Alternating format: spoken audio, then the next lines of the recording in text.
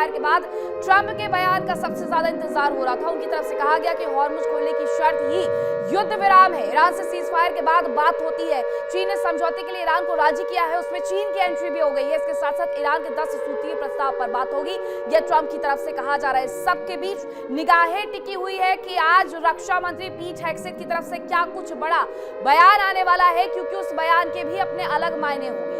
चीन ने जरूर इसमें एंट्री कर ली है और बताया यह जा रहा है कि चीन ने समझौते के लिए ईरान को राजी किया है, ट्रंप को राजी किया है, क्योंकि चीन और ईरान एक लंबे वक्त से साझेदार की भूमिका में रहे हैं। ऐसे में ईरान को मनाने की जो जिम्मेदारी है वो चीन को दी गई थी। अब एक और खबर आ रही है, उसका रुख कर लेते हैं। खबर यह है कि ईरानी यूरेनियम के मुद्दे पर ट्रंप ने बड़ा बयान दे दिया है। अब क्या बयान दिया गया है वो जरा जान लीजिए। ये कहा गया है कि सही तरीके से संभाला जाएगा यूरेनियम, इनरिच्ड यूरेनियम, जिसकी बार बार ये बातचीत हो रही थी कि आखिरकार वो इनरिच्ड यूरेनियम कहाँ है। ईरान के बातचीत तक यहाँ चीन लेकर के आया है। डोनाल्ड ट्रंप ने यह भी स्वीकार कर लिया है। ईरान से सीज फायर अमेरिका की समग्र जीत है, ट्रंप ये कह रहे हैं। उनका कहना है कि हमारे जितने भी पॉइंट्स थे ईरान के अंदर के वो हमने हासिल कर लिए हैं और अब हमें बात कूटनीति के तरीके से करनी होगी। हमारे जो सैन्य ऑपरेशन थे वो पूरे हो चुके हैं ईरान के अंदर, अब कूटनीति के टेबल पर आना होगा। इस सबके बीच में 10 तारीख को इस्लामाबाद में बातचीत होनी है, लेकिन सबसे बड़ा सवाल यही खड़ा हुआ है कि इस युद्ध में सिर्फ ट्रंप अकेले नहीं थे, बल्कि इजराइल भी साथ में था।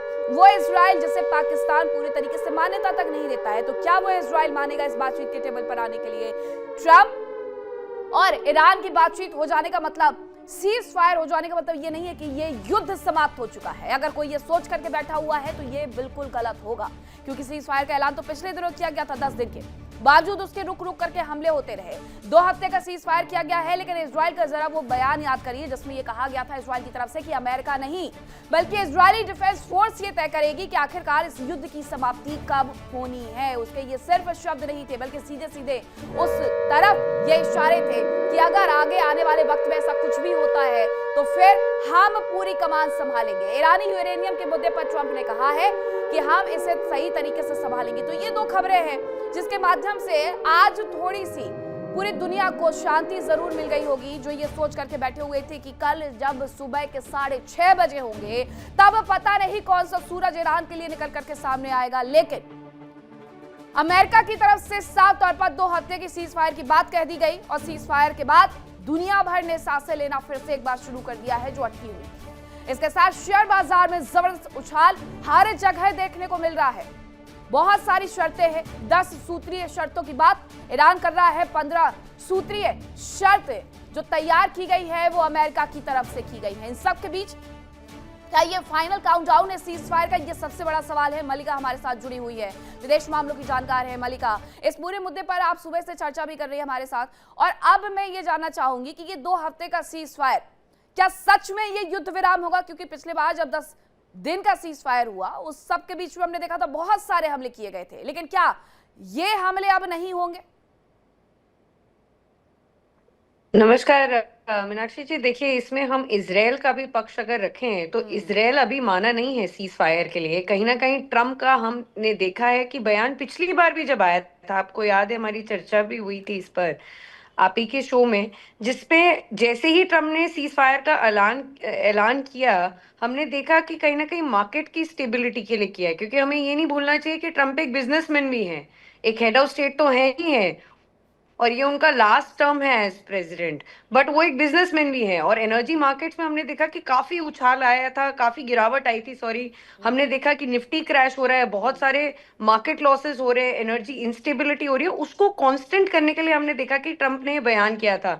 पहले उन्होंने बोला 4-5 दिन का, फिर उन्होंने 1 हफ्ते का एक्सटेंड किया, और वो अल्टीमेटम एक्सटेंड करते गए 48 आवर्स से, ताकि एनर्जी मार्केट एकदम काम डाउन हो जाए। बट तब भी हमने देखा कि जो उनकी यूएस नेवी है उसने एक वीडियो जारी कर दिया। वहीं पर हमने देखा कि इजराइल ने मिसाइल अटैक लॉन्च कर दिया सीज फायर की बात करते ही। अब ये वाला हम कितना मान सकते हैं कि दोनों तरफ से, एक तो पाकिस्तान मध्यस्थता कर रहा है, उसमें हमने देखा है कि पाकिस्तान के पीएम का भी आपके साथ ही डिस्कशन हो रहा था कि ड्राफ्ट मैसेज लीक हो गया। इसका मतलब वॉशिंगटन उनका पूरा नैरेटिव कंट्रोल कर रहा है, कहीं ना कहीं जो मध्यस्थता कर रहा है उसी के पास कंट्रोल नहीं है। तो ये सब एक कंफ्यूजन की जो स्टेट आ रही है, बार बार ये बयान बदल रहे हैं, बार बार इजराइल नहीं मान रहा है जैसी एक डील स्ट्राइक हो रही है।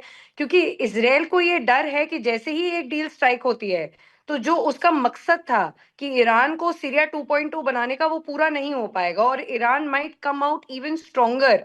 तो हम देख रहे हैं कंफ्यूजन बहुत ज्यादा चल रहा है जियोपॉलिटिकल एरिना में, मीनाक्षी जी। बिल्कुल, लेकिन इसके साथ अब जो सबकी निगाह है वो इस बात पर टिकी हुई है। बिल्कुल सही कहा आपने, अमेरिका किस तरीके से मार्केट को कंट्रोल करता है ये जरा हमें देखना होगा। पिछले बार किस तरीके से मार्केट पूरा डाउन चला गया था, इस बार जैसे ही घोषणा होती है कि 2 हफ्ते का सीज फायर हो गया, मार्केट भी अपने आप अप हो गया है, हर जगह हम देख रहे हैं। और अभी थोड़ी देर बाद जब बाजार खुल जाएगा तो उसके बाद और ज्यादा स्थिति स्पष्ट हो जाएगी। लेकिन अभी की अगर मैं बात करूं तो एक बयान में आपको याद दिलवाती हूं मलिका, जो इजरायल की तरफ से कहा गया था कि ये अमेरिका तय नहीं करेगा कि ये युद्ध कब रुकेगा, ये इजरायली डिफेंस फोर्स तय करेगी कि ये युद्ध कब समाप्त होगा। अमेरिका का ये कह देना कि सीज फायर हो गया है, अमेरिका का ये कह देना कि ईरान का ये कह देना कि हिजबुल्लाह हूती पर हमला नहीं होना चाहिए, अमेरिका ने मान लिया। लेकिन हिजबुल्लाह और हूती पर सबसे बड़े हमले तो इजरायल की तरफ से किए जा रहे थे। इजरायल क्या शांत बैठ जाएगा? निगाहें तो इस पर भी होनी चाहिए हमारी। कहीं ना कहीं अभी इजरायल पीएम का हम नेतन्याहू का एक ट्वीट आया है और बयान भी आए हैं कि लेबनान में फायरिंग नहीं रुकेगी, अटैक नहीं रुकेगा।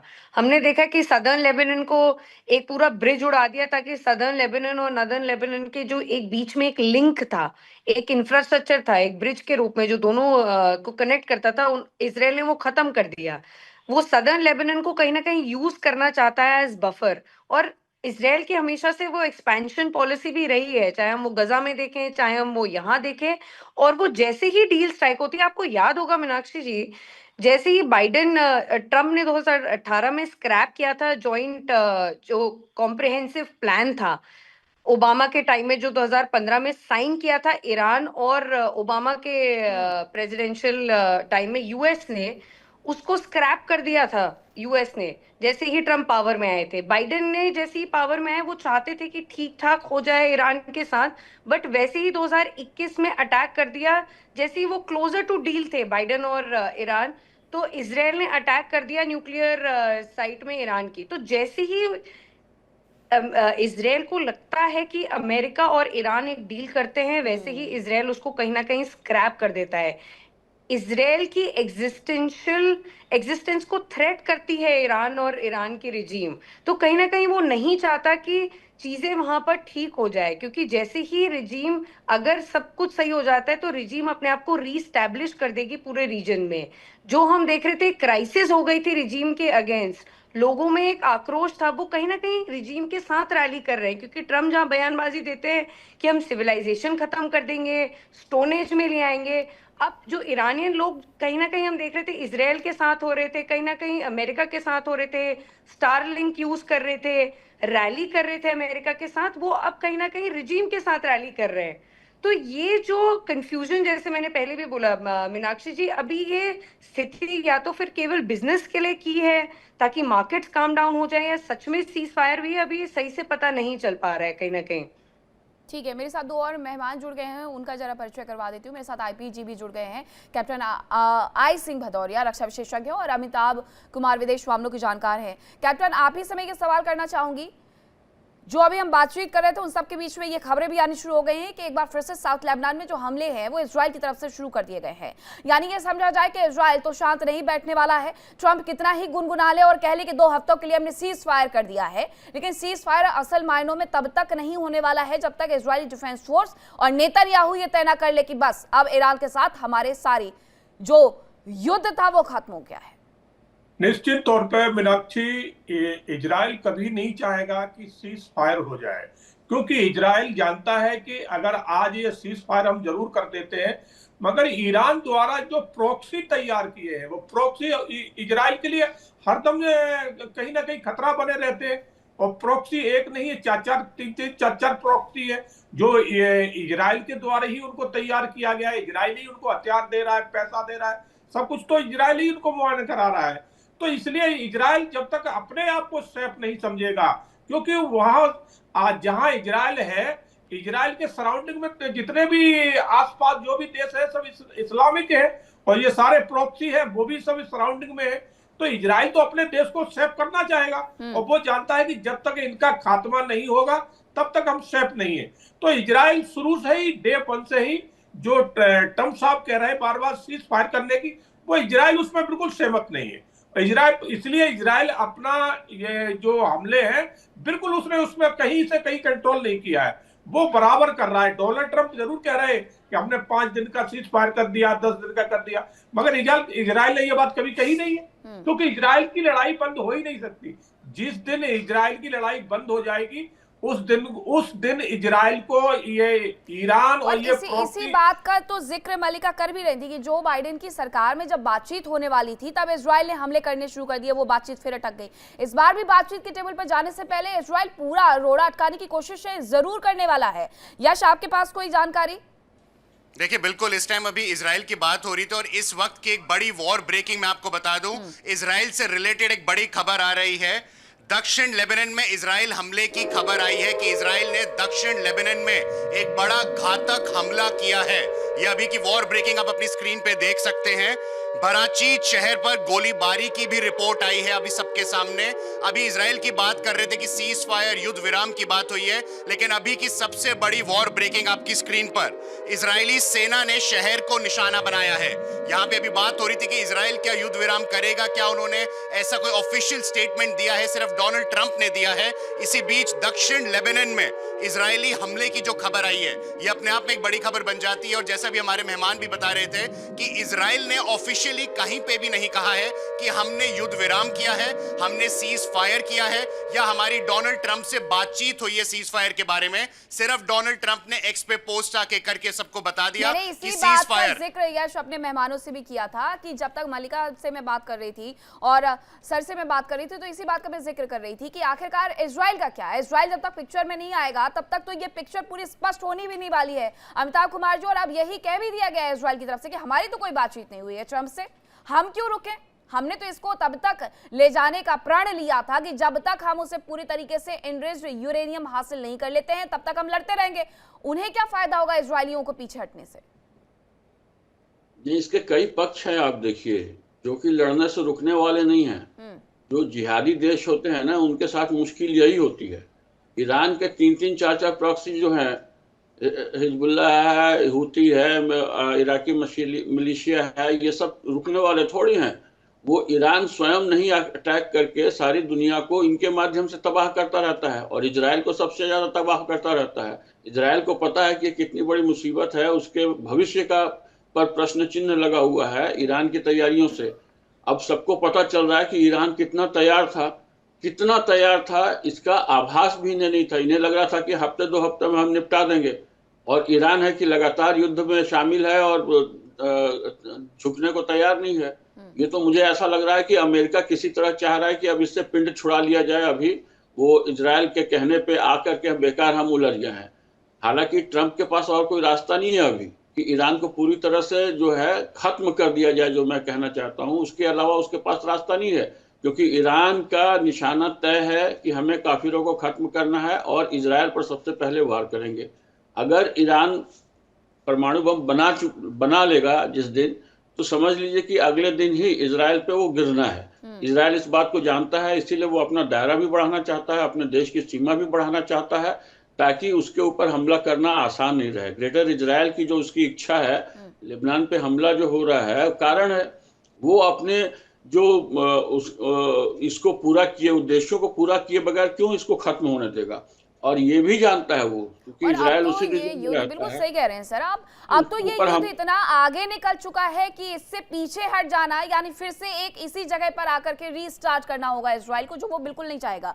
कि इस युद्ध में हमने बहुत कुछ गवा दिया है, वो माने ना माने, लेकिन गाहे बगाहे हर कोई ये जानता है कि उसने बहुत कुछ गवा दिया है, वो अब इससे पीछे नहीं हटना चाहता है। इसी बीच आपको वो 10 सूत्रीय मांग भी बताती हूँ कि कौन कौन सी हैं जो कि ईरान की तरफ से रखी जा रही हैं। ईरान आखिरकार उन कौन कौन सी मांगों पर अभी भी टिका हुआ है, जिसके बारे में वो ये कहते हुए नजर आ रहा है कि जब तक हमारी ये बातें नहीं मानी जाएंगी तब तक हम नहीं रुकने वाले हैं। अब कोई किसी पर हमला नहीं करेगा, ये उनका सबसे जो पहला पॉइंट है वो उसमें उन्होंने रखा है। ये ईरान के 10 सूत्रीय प्रस्ताव है कि कोई किसी पर कोई हमला ना करे। हॉर्मुज पर ईरान का पूरे तरीके से नियंत्रण रहेगा, यानी वो वहां पर टोल टैक्स वसूलेगा, और जो थोड़ा बहुत नहीं बल्कि $20 लाख रहने वाला है। यूरेनियम संवर्धन स्वीकार किया जाएगा, एनरिच्ड यूरेनियम जो हो रहा था उससे ऐसे ही होने दिया जाएगा। ये मुख्य पॉइंट है। सभी मुख्य आर्थिक प्रतिबंध हटाए जाएंगे, ये भी उसकी तरफ से कहा जा रहा है। बहुत सारे सैंक्शन क्योंकि पहले से ही लगे हुए थे ईरान के ऊपर, सभी दूसरे प्रकार के प्रतिबंध हटाए जाएं। और इस युद्ध के दौरान भी बहुत सारे सैंक्शन हैं जो कि लगा दिए गए थे ईरान के ऊपर। यूएनएससी के सभी फैसले खत्म होंगे, उनकी तरफ से यह भी मांग की जा रही है। एक पूरा खाका तैयार किया गया है कि अगर बातचीत की टेबल पर बैठना है तो ये तमाम पॉइंट्स मान्य होंगे। गवर्नर्स बोर्ड के सभी फैसले खत्म करने होंगे, ये अमेरिका को मानना होगा। हालांकि अमेरिका की तरफ से, डोनाल्ड ट्रंप की तरफ से ये बयान भी आ गया है कि जो 10 सूत्रीय मांगे हैं उस पर बातचीत होगी। ईरान को मुआवजा दिया जाएगा। ईरान पहले से ये चिल्ला रहा है कि हमारा जो नुकसान हो गया है इस युद्ध के दौरान उसमें हमें मुआवजा चाहिए। अमेरिका अपने सैनिक क्षेत्र से वापस लेगा, अपने सैनिकों को वहां से मिडिल ईस्ट से हटाना शुरू करेगा, फारस की खाड़ी से हटाना शुरू करेगा खास तौर से। तो ये उसकी 10 सूत्रीय प्रस्ताव हैं जो उसने रखे हैं। हिजबुल्लाह के खिलाफ जंग भी खत्म हो जाएगी, उसके जितने भी प्रॉक्सी हैं उसके खिलाफ भी ये जंग खत्म होनी चाहिए, कोई किसी पर हमला नहीं करेगा। तो ये तमाम ऐसे पॉइंट्स थे जिसके बारे में हम बातचीत कर रहे थे। अब अगर इन तमाम पॉइंट्स के बारे में ये देखा जाए मल्लिका कि ये 10 पॉइंट तो रख दिए गए हैं, डोनाल्ड ट्रंप की तरफ से भी ये कह दिया गया है कि इन 10 पॉइंट्स पर हम बातचीत करने वाले हैं। लेकिन क्या आपको लगता है कि यूरेनियम संवर्धन से लेकर के जो ये टोल टैक्स लगाने वाली बातें आ रही हैं, ये अमेरिका को स्वीकार होंगी, अमेरिका इस पर सहमत हो जाएगा? बिल्कुल मीनाक्षी जी, कल का एक और अपडेट था जब यूएन सिक्योरिटी काउंसिल में एक हमने देखा बहरीन रेजोल्यूशन पास होने को जा रहा था। तो उसमें 11 जो मेंबर्स थे उन्होंने बहरीन रेजोल्यूशन को मान लिया, जिसके अंतर्गत हमने देखा कि आर्टिकल 7 में बाय फोर्स अगर नहीं होता है तो बाय फोर्स लगाया जाएगा मेंबर स्टेट्स के द्वारा और स्ट्रेट ऑफ हॉर्मुज खोल दिया जाएगा।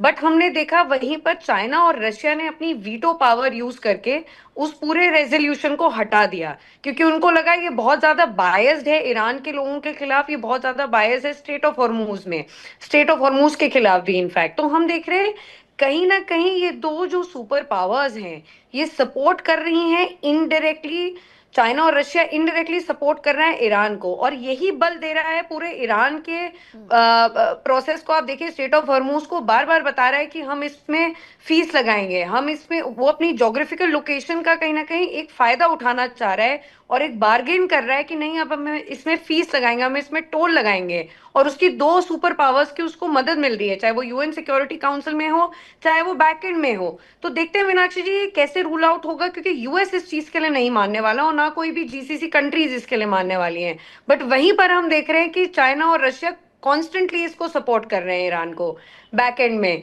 तो मीनाक्षी जी कितना वो होगा 10 पॉइंटर्स जो आपने बताया बहुत इंटरेस्टिंगली, अब वो 10 पॉइंटर्स कितने मानेगा, 15 पॉइंटर्स यूएस की तरफ से कितने माने जाएंगे, तो ये कॉन्स्टेंटली हम फिक्स में है कि जियोपॉलिटिकल में कि कैसे एक चीज रूल आउट होगी आगे। बिल्कुल ये देखना होगा। अब जो 10 तारीख को captain I Singh sir meeting होने वाली इस्लामाबाद में, पहले तो सवाल यही उठते हैं कि क्या पाकिस्तान उसके लिए तैयार है। पिछले दिनों हमने देखा था कि उनकी क्या तैयारियां हुई थी, इन सब के बीच में वो एक लीग करवाते हुए नजर आ रहे हैं। धराशायी बार बार होते रहते हैं, लेकिन ये इतनी बड़ी डील करवाने के लिए वो सच में तैयार हो जाएंगे जिनका एक प्रधानमंत्री अपना एक ट्वीट नहीं कर पाता, अपना एक एक्स पोस्ट नहीं कर पाता, उसके लिए भी अमेरिका के पोस्ट की वो कॉपी पेस्ट करते हैं, वो ये सब कुछ करवा लेंगे?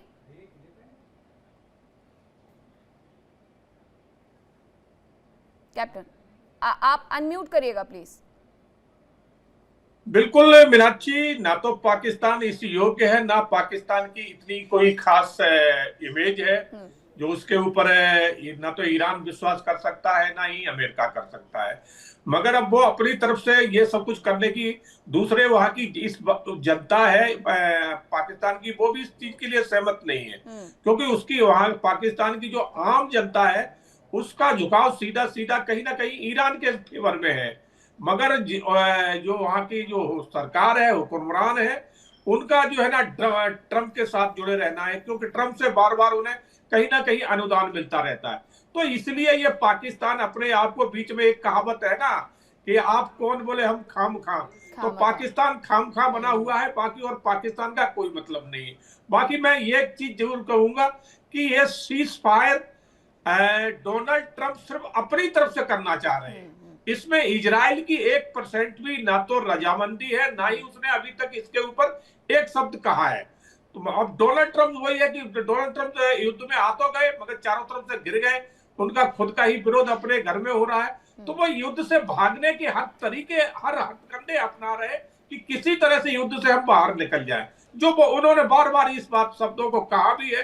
तो इसलिए ये सीज फायर को आप ये मान के चले कि आगे चल के इसके ऊपर अमल होता भी है कि नहीं होता है, क्योंकि इजराइल तो नहीं मानेगा, क्योंकि इजराइल जानता है आज हमने मान लिया तो कल ये इतनी बड़ी तैयारी करके ये हमें खत्म कर देंगे। क्यों ये अब अमेरिका का डोनाल्ड ट्रंप का मेन टारगेट क्या था कि जो यूरेनियम उन्होंने संवर्धन किया है हमने उसको अपने कब्जे में लेना है, तो वो तो हुआ नहीं है।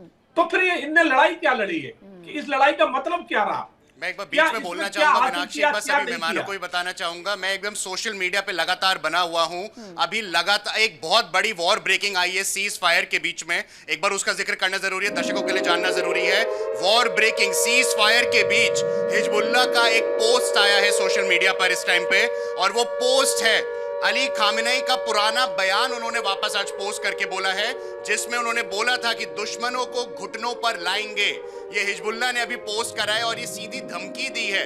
एक तरीके से इसको सिग्निफिकेंट धमकी कहा जा सकता है कि आज खामेनेई का वापस रीपोस्ट करके कि ट्रंप ने सीज फायर बोला, इजराइल ने कुछ नहीं बोला, लेकिन हिजबुल्लाह ने अली खामेनेई का पोस्ट जो इस दुनिया में नहीं रहे इस टाइम पे, उनका पोस्ट वायरल करके सोशल मीडिया पे वापस पोस्ट करके बोला है कि सीज फायर साइड में है। ये पोस्ट एक शायद सिग्नल हो सकता है कि हमले अभी कम नहीं होंगे बल्कि उनकी तादाद अब बढ़ने वाली है। मीनाक्षी बिल्कुल, ये बड़ी बात है। अब अमिताभ जी मैं चाहूंगी कि आप इसी पर जरा कमेंट करें और अपनी राय रखें कि क्या ये हिजबुल्लाह की तरफ से एक इशारा है कि भाई ईरान जो बातचीत के टेबल पर जा रहा है उसे नहीं जाना चाहिए, इन्हें झुकाना चाहिए अमेरिकियों को?